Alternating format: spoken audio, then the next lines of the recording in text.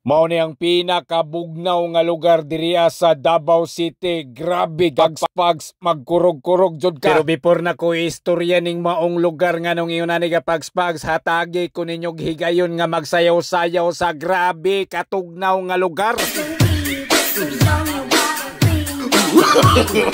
No, no, no, no.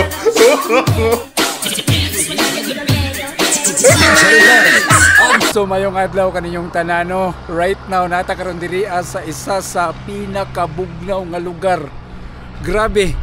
Kini boundary na ni siya paingon na ni og kanang ang dito nga side Arakan unya diretso ni Davao City. Unya diri nga side paingon ni og kanang Bukidnon. Buda.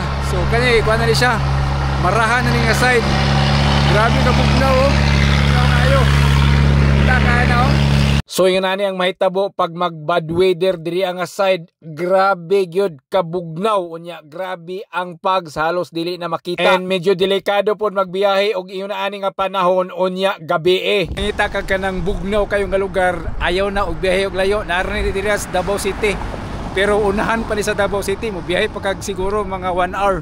Mao nang sa gusto og bugnaw kayo nga lugar karong mga panahon na biyahe lang mo diriya paingon og Marilog, paingog Arakan. Diriya nga part lang, unahan lang yun sa Kalinan. Although part pa ni siya sa Davao City, pero layo-layo pa ni siya sa Davao City ha. Mabiyahe pa kaning mga 1 ka oras ug tunga siguro. Unya may experience daw ning unani nga grabe kabaga nga pags og kanang mag bad weather diriya nga side.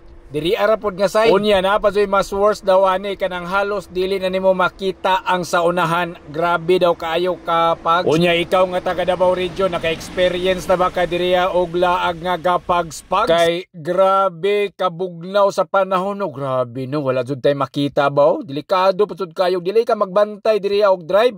Sigurado. Mao nang sa mga biyahedor kanang nagabiyahe or mga driver dapat mag-amping jud ta diriya nga side samot nag ingon ani nga bad weather kay wala jud kay halos nga makita. Mag-amping gyud ta permanente sa atuang pag-drive oh, grabe. So grabe kadelikado og ingon ani ang imuhang driveban nga kalsada. So dapat maginay-hinay lang jud kag padagan unya dapat naka-hazard ka unya dapat mag-ingat jud kag taman. Nya imuhang mata dapat sigaon gyud nimog taman kay na delikado. Kay wala ta kay balo ba ug unsay naa sa unahan mo nang kung nagalanganin ka o nagduha-duha padaplin lang sa kay relax lang sa imuhang mata. So sa mga hilig ko kanang bugnaw nga lugar, perfect kay diriya oh, grabe ka pagspags. Halos dili na nimo makita ang mga kalsada oh. Kita ka na. So dapat kung magbiyahe ka ginani, dapat ka nang naka-hazard jud ka kay kita nimo oh. Delikado kay magbiyahe, nakita ka na sa unahan oh, kita ka na oh. So grabe ka delikado no. Mga mag-amping gyud ta.